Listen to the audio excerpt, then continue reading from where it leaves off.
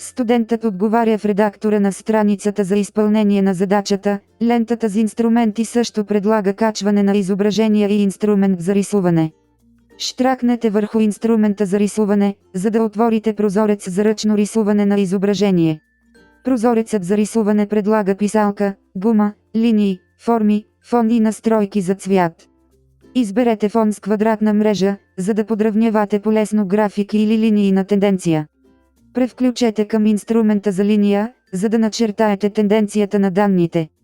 Начертайте върху платното линия на възходяща тенденция за светлината и броя на мехурчетата.